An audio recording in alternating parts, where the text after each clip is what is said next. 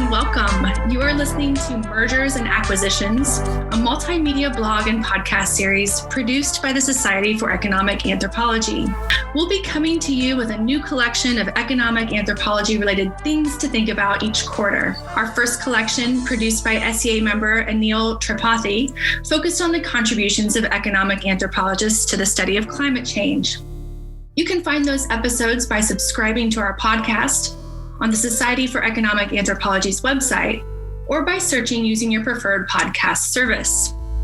My name is Cindy Eisenhower. This spring, I invite you to take a journey with me to explore the economic anthropology of waste and discard.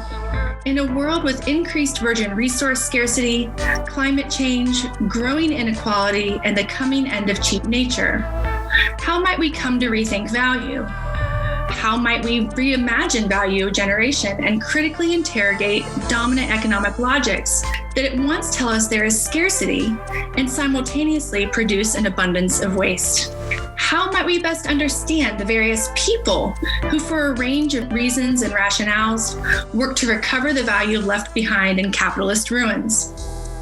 And how can we understand the various forms and practices of salvaging and circulating value, those that have been around for as long as anyone can remember, and those that are just emerging in the cracks of a failing system?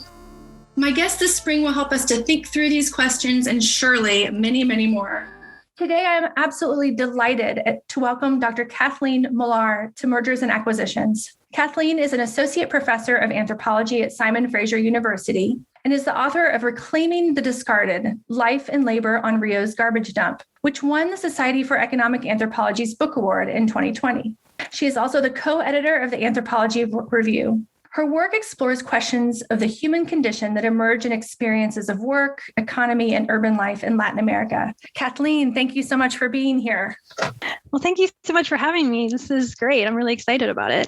So today I'd like to start with a very general question that we're asking everyone in the beginning of these interviews. Since some of our listeners may not be economic anthropologists, let's just start broadly. And I'd love to get your take on economic anthropology. What is it and what does it mean to you? Oh, that's such a big question. It is. It is, but it's a great one. And I love big questions to think with. So I think for me, economic anthropology is really deeply tied to my, what I've come to think of as forms of living.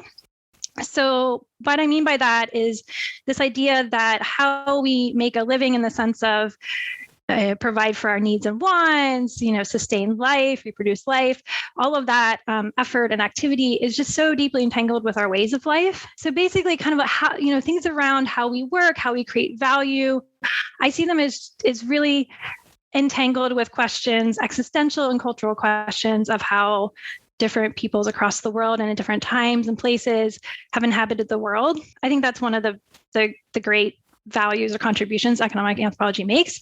And then, one thing I would just add is that when I kind of think about this question, it reminds me a little bit of how I actually got into this field and subfield in the first place. And please tell us. When I started working in Brazil, this is even before I started graduate school, I remember just getting really frustrated with seeing so much around me. I was working with cooperatives at the time, and also a little bit with the landless movement, but so much of the activities and things people were doing and that mattered to people, I just got really frustrated by how kind of often the kind of standard theories of work and class just didn't map onto what I had known or had observed or was observing in the world. And so I feel like I was really drawn to economic anthropology. I didn't start a graduate degree that was really emphasized on that because I found that economic anthropology did such a great job of, allowing an exploration of the diversity of work and value creation that actually exists in the world. And I think so often when we talk about the economy in public discourse, or just when you read a news article and we talk about the economy, what we mean by the economy is just really reductive. It's kind of talking about a capitalist economy in a particular time and place, a certain version of that. It's often, or a certain kind of reductive view of what that is. And economic anthropology, what that does is it's the study of kind of the diversity of forms of work and value creation that actually exist in the world, like that are all around us that we don't necessarily see as economic and that are in different places in the world. So I think that's what really drew me to economic anthropology, actually kind of emerged out of this frustration of how kind of standard ideas of what the economy is, or how we think about labor or things just didn't fit the kind of empirics of what I was seeing in the world. And so, yeah, I see economic anthropology as making that contribution. That's great. Thank you so much. And you know, just for me, I think that's one of the things that I love the most about teaching is teaching economic anthropology, because so much of the received wisdom that students have from their families or from their everyday lives just gives them this single story about what, you know, the economy is and what life's about. And so that's what's so great about anthropology. You can kind of blow up people's minds in a friendly way. Yeah, right. Well, I think that's a great segue to talk about your book, because I really do think, as you know, I've used your book in my economic anthropology class for the past two iterations, and I probably will keep it again. It goes so well with students; they really enjoy it. And I think part of the reason is because you do a very nice job of telling stories that are different than what they're used to hearing. I'd love to hear just more about the book for people who haven't read it. Mm-hmm. And I guess the follow-on question is how did that experience working in the community help you to think differently about economic life? Yeah, no, great. Yeah, I'd love to kind of do a little introduction to the book. Yeah, so the research that I did that the book is based on was in the outskirts of Rio de Janeiro. So that's the second largest metropolitan area in Brazil. And so this is, I mean, it was still within the very, very urban area, but technically outside the city of Rio proper. And there was, at the time it was considered the largest garbage dump in Latin America. Thousands of people collected recyclable material on the dump and sold it as a means to generate income. So the neighborhood where the dump was located was called Jardim Gramacho, and I lived in that neighborhood and I collected recyclables as best I could. We can probably talk about that more, alongside these people who call themselves catadores. So you can translate that as collectors, but it's not necessarily, the best translation. So I just actually kind of, in my own work, I just refer to them as catadores. So in doing this work, I was trying to understand why people were doing this, what drew them to this work, and the kind of life that emerged out of this place. And I also spent some time, so in the fieldwork too, I also did some work with a cooperative that was tied to an association that in which catadores tried to organize, kind of create a political organization. So that was also a dimension of the research. That was basically what the fieldwork consisted of. And then in terms of how it led me to think about economic life differently, a thread that goes through the book and emerged over the course of doing my fieldwork was just, again, how so many of our kind of standard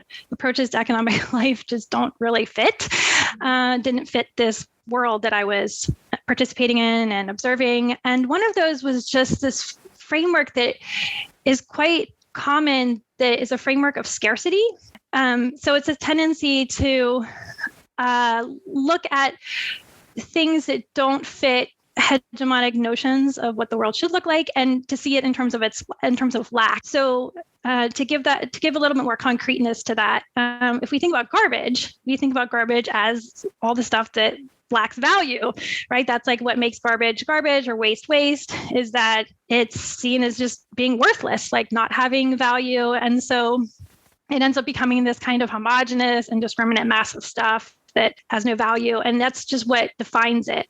So that's usually the kind of common understanding or definition of waste. When I was doing my fieldwork collecting amongst catadores, that understanding didn't make any sense, because the work of catadores is all about identifying particular materials within the waste that was being unloaded and being really attuned to specific qualities of those materials. So how they sound, how they feel through the lining of a plastic bag, how they smell. So they were actually just super adept, very skilled at being able to quickly identify these different materials, knowing which ones that they were interested in collecting and keeping for various purposes, and which ones might want to avoid because they were seen as potentially dangerous or toxic. So I think if we just approach waste in terms of this idea of what it lacks, that it doesn't have value, then we aren't able to we can't ask these kinds of questions of, well, what does it produce? And how is it experienced by those who interact with it around garbage? And over time, this kind of impulse to leave behind a kind of framework of scarcity or lack, to try to understand, well, what kinds of forms does waste have? What is its materiality, and what are those qualities, was a similar kind of set of questions that I started asking about the work that Cathedrais does itself, that they do themselves. So when we think about their work, usually it gets defined as part of the informal economy. And so that concept emerged, way back, way back into like the 1970s, but it was a way to try to capture forms of productive activities that didn't fit standard ideas of capitalist wage labor. So it's all kinds of work that is maybe like unregulated by the state, or forms of kind of self-employment, usually by people who are kind of very low income. And so that word informal is also a word of lack, right? So it's lacking form. It's seen as not having the form or order of what we expect work to look like. And just like waste, it lumps together a whole bunch of activities that you might think don't have a lot of things in common. So in the informal economy, it can be anything from, street vending to, someone providing kind of domestic work on the side to, trafficking in illicit substances. I mean, there's just like a whole range of activities that might fit under that umbrella. And so it also, doesn't allow us to really ask the questions of like, well, what are the forms that work takes? Because when doing, the field work with Cathedrais, it becomes very obvious quickly that there's lots of order and form and system to the work that they do, and they produce a lot of order through that work too. So to just think about it as informal really doesn't do justice to that, to the work. One of the things that I really appreciate about the book is that you, along the way, as you're bringing your readers into the lives of these Cathedrais, oftentimes you kind of pose a question that you posed when you got there, and then help us to understand how your views changed, and oftentimes through a really good story. So I'm wondering, in thinking about like some of switching your frame away from a frame of lack and towards one that's more about generation of value and about the concept of livability, which I think we'll talk about more in a second. I wonder if you'd be willing to share one of your favorite stories from the book. I mean, there are a lot of good characters, and you demonstrate how they spend their money, and this kind of the sociality of their work. I wonder if you just share one with the listeners that use one of your favorites, maybe.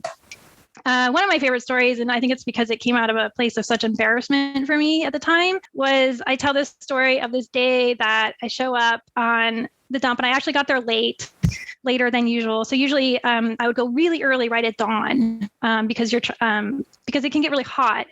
Up on top of the dump, there's no shade. And so usually people would try to work early in the morning and then maybe take a break in the afternoon and then later in the evening. And so but I got there late that day. And so everyone had already kind of already been there. And so the people that I usually kind of accompanied who would help me along in terms of knowing where to put my sacks and things like that, they were there, but they were busy. They're off already, around the trucks. They're being unloaded. And so I had my sacks and everything. And I just had this like weird, this moment of just not knowing what to do. Kind of was one of those moments of an anthropologist early in fieldwork of just feeling completely inept and like, I don't know what I'm doing.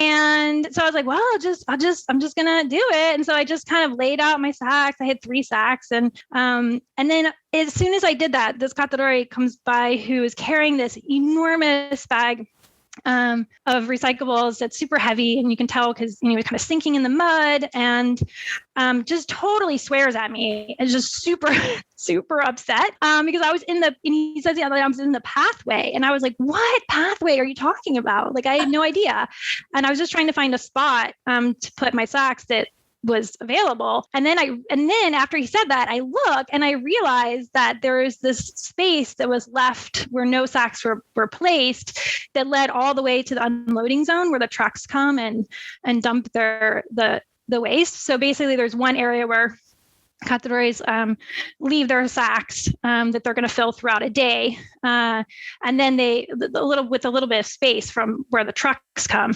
And then there's the actual area where you're going to piles of waste are unloaded. And there was this path that led perfectly through this whole arrangement of, hundreds of sacks. And I didn't see it until I saw it. And then once I saw it, it was very obvious. And so that's an example of how initially I think we can show up at this, when we first see this kind of world or this type of work, it can look very chaotic. It can look like it doesn't have form. It can look like, oh, it's completely, there is no sense to it, or this kind of haphazardness of it that we often associate kind of with the informal work. But that's because we don't have the ability to see the form that actually is being created. And so once I saw that, it was very obvious.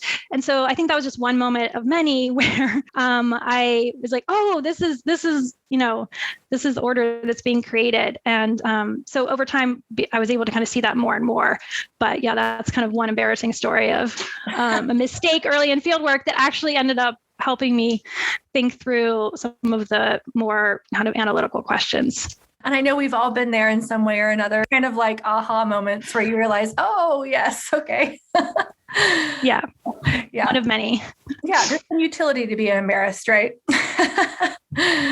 So, so you do a really nice job kind of critiquing this idea of lack or scarcity and helping us to think through not only, the flatness of the term garbage, but also the flatness of the term informal economy that we've been using for so long, right? So I want to take that and lead into another question that kind of pulls up on that a little bit more. So I'm wondering, in what ways waste itself presents an interesting window to understand economic life? And the reason I'm asking this is that I'm particularly interested in, you have a great concept in the book of plasticity, which kind of helps us, I think, to understand what your critique of informal economy. Can you just explain a little bit about how you use plasticity in the book and how that's kind of an important intervention in economic anthropology? Yeah, definitely. So the idea of plasticity, it was really rooted in the ethnographic fieldwork. So it really came out of what I learned from cazadores. So most of the material, not all, but most of the material that cazadores were collecting when I was on the dump were forms of plastic. And there are lots of forms of plastic. And a lot of what I had to learn to do when collecting, because I actually started out collecting cardboard because that was the easiest thing to collect for me, because it was obvious what cardboard was. And it often didn't come in bags. It was just kind of fell loosely. But I quickly kind of switched over to plastics by the prompting of a cazador I was working with. And plastics was really hard because there's like all different kinds and different, so like the kind of plastic water bottles that are really ubiquitous, like some of them are one type of plastic and another type, and you can kind of tell by the way that they sound when you squeeze them and things. So I basically had to learn all of this, and I found it very challenging. And so I was spending a lot of time thinking about plastics and collecting plastics. And then I was also really impressed by just the sacks filled with an array of plastics, and then seeing them all sorted, and then seeing the bales so at scrap yards, these plastic bottles, they would get pressed into these perfectly rectangular bales of plastic that then I started visiting recycling plants and saw like the way that they were all ground down and then shipped out, internationally and turned into all kinds of things like shower curtains and ropes for yachts. And like, there's just a whole assortment of objects that I was thinking, wow, that plastic bottle that was collected up on that dump is now this completely different object. So kind of seeing that whole process really to me to kind of thinking about changing form, not just form, like what is form, or what is the form of this work or the form of waste, but like how it's constantly changing. And so that really led me to thinking about this quality of plasticity. So I end up drawing from Catherine Malibu's work in terms of her definition of plasticity as this capacity to both receive form and to give form. And I think that that's really important in the way I've come to think about plasticity, because it's relational. So it's not just about having form or being able to be formed, which is sometimes how we think about folks like cazadores, like that there's this kind of top-down social structure that might be, shaping their work or preventing them from doing certain works, right? This kind of like force from above, but to actually look at the interplay between the form of living, forms of work that they're engaging in, and the way that that's relating to other forms that they're coming into contact with, like other institutions, the waste management company, the city of Rio, and all of those have their own kind of forms. And there's this relationality to that. And so to kind of think about, instead of thinking about the informal economy as this sphere that just extends the sphere of the economy, but instead of thinking about it like as this kind of bounded sphere, to think about it as this kind of mode, certain kinds of qualities of this work that are kind of spontaneous. There's a lot of improvisation to it. There's, again, like a lot of flux, a lot of change, and I think plasticity captures those qualities in this kind of one concept.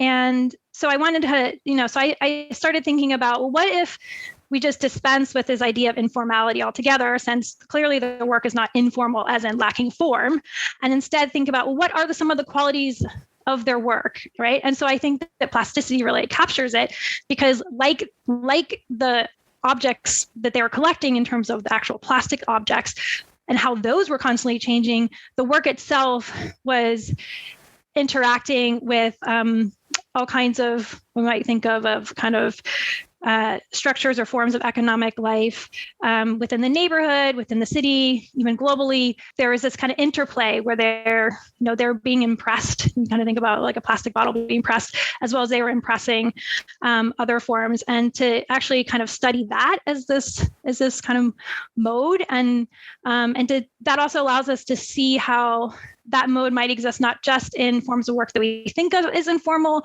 but also in like other forms and other forms of economic life. When thinking about plasticity as a kind of useful way of thinking about this kind of work, I think it's also, especially for kind of an economic anthropology, I think it's also important to kind of think about how it might allow us to think about the economy more broadly, differently. So not just about the informal economy, but the economy as a whole. And so, I was really influenced by, Timothy Mitchell's work and thinking about historically how the very idea of the economy emerged and how relatively recent it actually is in terms of the way we think about the economy as this kind of like bounded sphere. And so, in extending it to the informal economy, I think the informal economy became this way of kind of just expanding that sphere. So whenever you have something that's treated as like a thing or an object, like we can talk about the economy, then it has to have some kind of boundary. So certain things are in it and certain things are not. And, so if like I, finish up here with this conversation and have lunch and do the dishes, then that's like not part of the economy. But if I hire someone else to come in, or I go out to eat for lunch, right, then that would be part of the economy. So there are certain things that end up being part of that sphere and others that are not. And I think, historically, the kind of work that Conservation did would not have been included, but the informal economy kind of allowed the kind of extension of that sphere. So I think that in kind of dispensing with the idea of the informal economy, it also allows us to kind of like deconstruct the very idea of the economy as this kind of bounded object, and thinking more about process and thinking about economic life more as what emerges out of this kind of interplay between different forms of living. Mm-hmm. So thinking about it more from that kind of active side that's relational and that emerges out of practice, than thinking about it as this kind of like fixed object that we can define and measure and model and hold. Yes, great. And one of the things that I think you do a really nice job with is helping us to understand how this plasticity really allows a certain type of living and livelihood that is really generative and useful for folks. And I think one of the interesting devices you use in the book is you ask a question in the beginning after you've observed that lots of people have the chance to leave and go into more formal forms of work. But you ask the question, like, why do they return? A lot of them just end up coming back. And it's oftentimes precisely because of that kind of plasticity and forms of livability. Do you want to kind of expand on that? Yeah, absolutely. Yeah. So that was a really big question in my fieldwork, because people were constantly like leaving the dump and coming back. And there's always, again, this kind of flux happening. And so we might think of like leaving the dump, maybe that's not as obvious as a question. Maybe just assume like, oh, they might not want to be there. But what really caught my attention was people I knew who actually did get, no, they usually were minimum wage jobs, but it was stable wage labor employment. And like, say, cleaning someone's home or something like that. And then after a while, they actually left and came back to the dump to collect again. And so then that was a big question for me, is like, why are people coming back? And so, yeah, so what, I mean, the answer that I give in short in the book is that if we think about work within the larger context of people's lives, right? And so if you think about the outskirts of Rio de Janeiro, these people are living both near the dump, but then in other parts of the city, but, kind of in the periphery of Rio.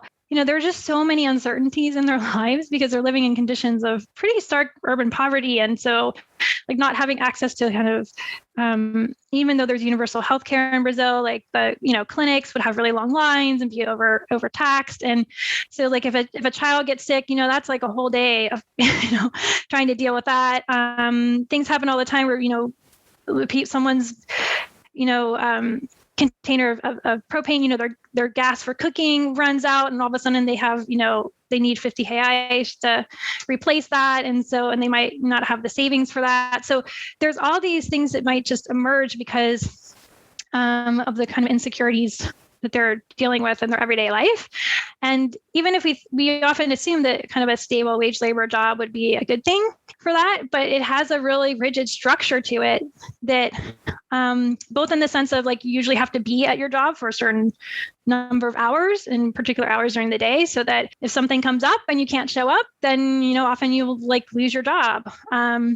Or maybe there's some kind of need within your family that just over time, for a certain period, needing to take care of someone doesn't allow you to be there for those particular hours. And then there's also the rigidity where like you usually get paid, at, either once a month, every 2 weeks, or once a month, usually once a month. And it's a kind of set amount that you're paid. And so if some expense arises that's unexpected, you can't just like get overtime work necessarily to make up for that.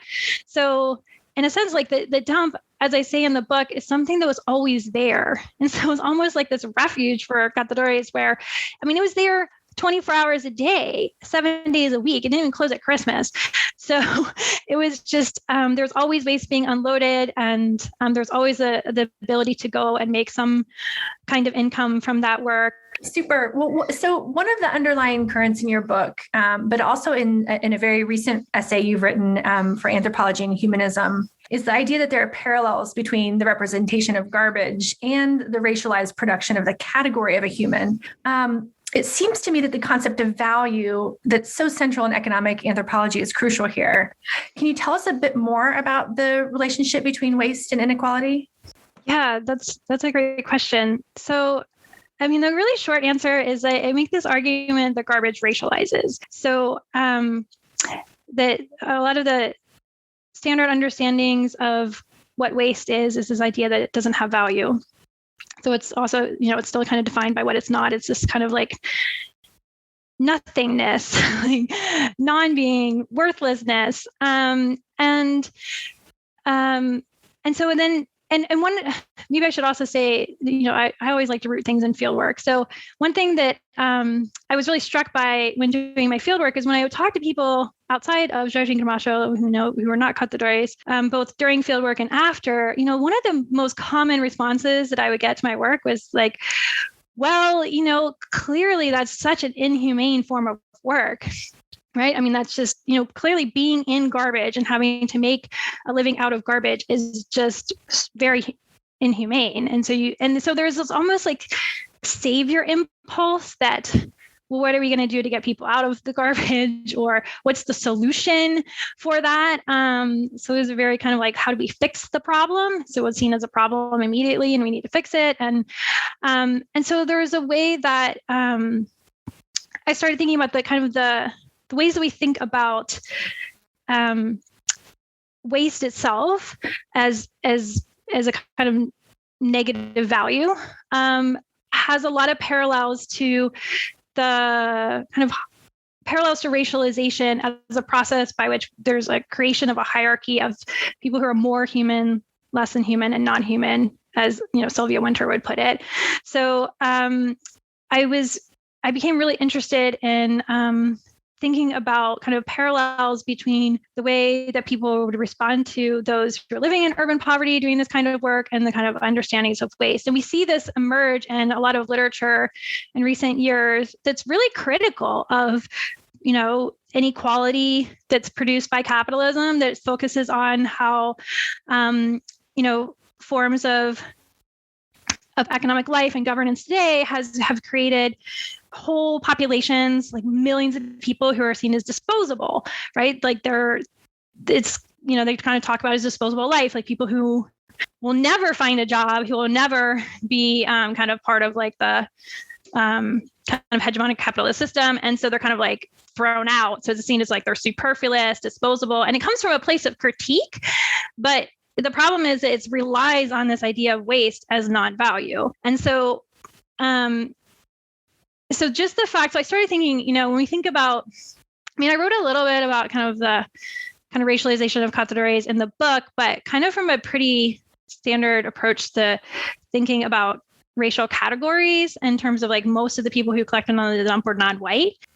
But I came to see more that, I think one of the bigger ways in which cazadores were racialized was just their association with garbage. So the fact that they work in and with something that is seen as non-value, that is automatically seen as something that can be like, that's inhumane, and then they must be saved from that. And that upholds a particular version of like what is human, right? Like what is the ideal human life? Like their life can't be that, right? Because it's in and with garbage. And so you just have these kind of parallels, again, that are really really based in this kind of lack scarcity model. And so, I would argue that what we really need to do instead is to do what cazadores did, and to really like resist the temptation to just transcend waste or to ignore it, and to just try to understand like what are its materialities, to stay with it, to be present, and then not to, in a sense, excuse it. There's a lot of obviously dangers and toxicity, and cazadores were the first to see that. But we can also ask, what kinds of values and what kinds of forms of life emerge even in places that are toxic, even in places that might, be seen as dangerous or violent. I think there's just this tendency to try to want to save cazadores from the garbage because you're trying to mold them into this particular idea of what it is to be human, which is a very white bourgeois idea of being human. And instead, if we can kind of just stay with it and try to understand the generativity of waste, the generativity of their own work, like what that actually means, then we can kind of ask really different questions and allow for different modes of inhabiting the world that don't reduce it to just one. That's super. So at the end of your book and the end of your field work, there were not only efforts to kind of organize among the cazadores, but also some efforts to try to formalize the process and, create a new structure that was based on formality. And I know you're very familiar with other waste pickers around the world who, many of whom have been trying to organize or have been, resisting formalization. I'm wondering, given what we know about the experience of waste pickers around the world, but also the emergence of circular economy, right? So this idea that now discards are increasingly seen as valuable in this push towards more circular models of production, consumption, disposal, in contrast to the linear economy. What do you think that this kind of movement towards the circular economy means for waste pickers? And does it just continue to flatten their lives and the value, or do you think that it could potentially have some positive impacts for them? Well, I think, one potential risk to it is a kind of enclosure of the commons. So even though technically all the waste that was on the Jardim Graxa dump was owned by the city of Rio, it's functioned like a kind of commons. And we know this, even I'm sure people have seen other, in various parts of the world, people collecting different recyclables on the street too. So there's kind of this idea you put it on the street. So even though in a lot of places, technically, I think at the moment at which it goes on the street, sometimes the city is seen as the owner, but in functionality, they don't necessarily enforce that, right? And so it's almost like waste becomes this commons, like you put it out, you don't want it, so somebody else can have it. And so I think there is a risk of cutting the categories out of it. I think it goes back to what's the ultimate purpose. I mean, is it, the accumulation of capital in the hands of the few, right? Or are you actually working, in terms of the circular economy with, say, like cooperatives or categories and in an inclusive model? And in that sense, and I think that, there can be, if it's being led by like social movements or cooperatives or categories, and there is a lot of potential there. But I think it depends on what place they have in that process. Great. So what's next for you, Kathleen? That is a really good question. Well, I was supposed to be doing fieldwork in Brazil right now, but as we all know, a lot of things have been disrupted in the last year. So the project that I was, would have been doing and hope to be able to do at some point once things improve worldwide, is actually emerges from the work around spending money. So many of the categories, when I was working with them, actually had relatively recently gained credit cards, but there was this real extension of consumer credit in the early 2000s has really led to a huge consumer debt crisis in the countries. So I'm looking more in terms of just how people negotiate experiences of default. So that's kind of where I'm headed. Sounds like another great economic anthropology topic. Yeah, well, thank you so much for inviting me to do this. And I'm looking forward to the rest of the series on waste.